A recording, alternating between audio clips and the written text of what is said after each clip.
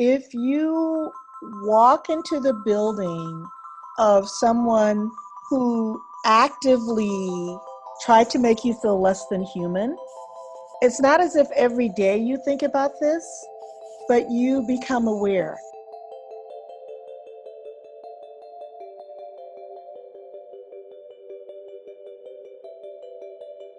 I think that the best way to describe it is kind of disheartening.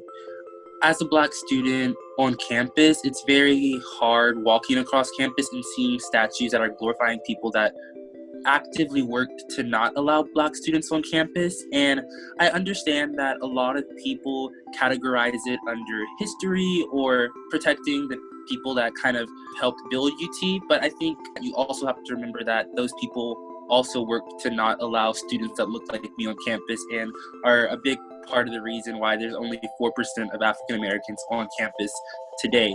Nothing is a default. Everything is placed somewhere for a reason.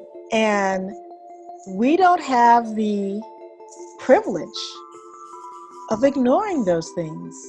We want to be recognized as fully human, fully whole as much as possible. And I think what's really tough is we do read that plaque every day as we walk into a building, and it tells you something, and then you become cynical about the whole experience. Despite the University of Texas at Austin being located in what is known as a progressive city, UT Austin's history is deeply rooted in segregation and deliberate acts denying people of color the opportunity to occupy the same spaces.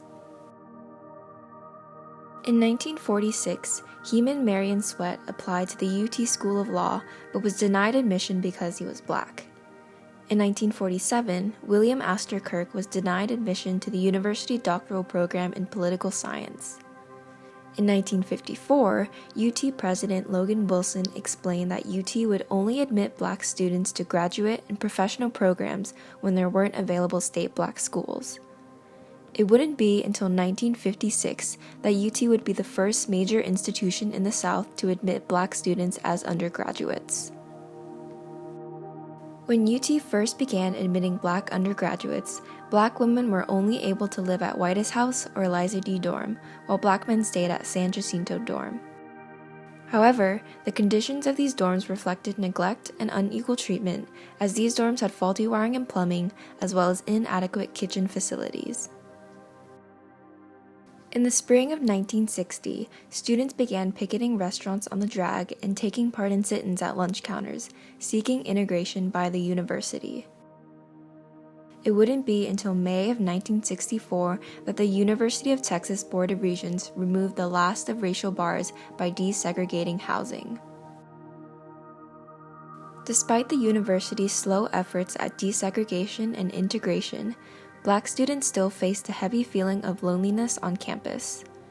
According to a form created by the U.S. Department of Health, Education, and Welfare in 1967, they found that Black people made up less than 1% of more than 29,700 UT students.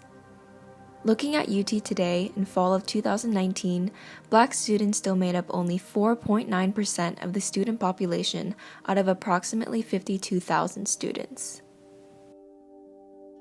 I remember one day on campus, I was walking from my dormitory to a meeting in a building, and as I was walking past, I saw the statue, and it's like, wow, like it's really sad that we have statues here on campus that honor people who, quite frankly, didn't want people who looked like me on campus. And I just feel as though that us as a university, we should glorify people who actively work to help our university be a more inclusive environment. It serves as a constant reminder to Black students that they're not welcomed here at this university, or even if they are welcome, there's still pockets of the university that are still kind of resistant to change.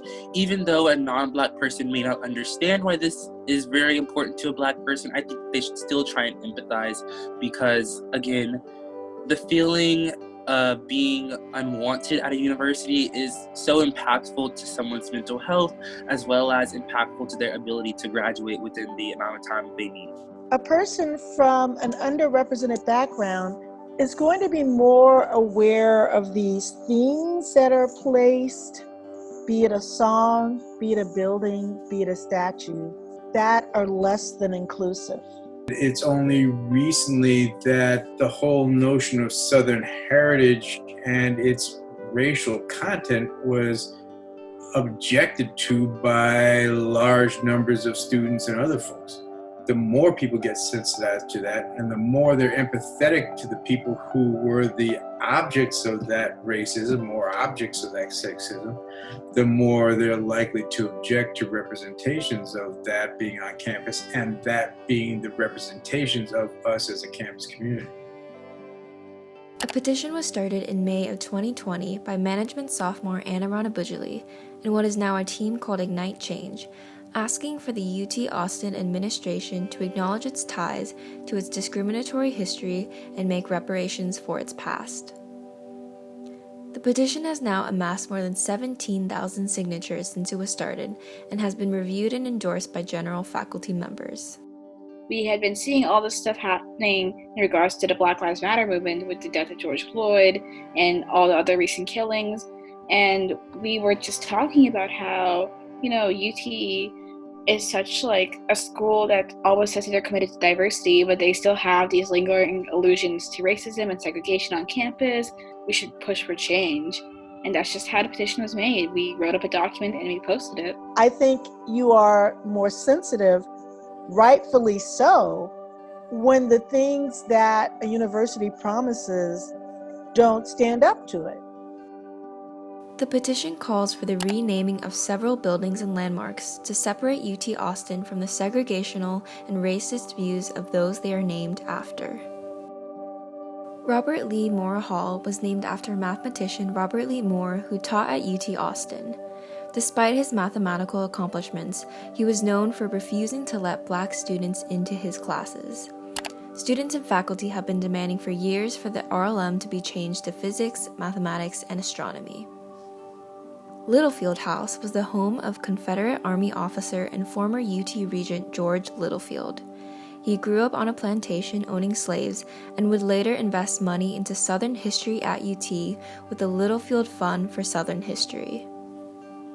Painter Hall was named after UT President Theophilus Painter, who denied Heman Sweat admission to law school at the university because he was Black, a case that would make its way to the Supreme Court and set the foundation for the desegregation of schools.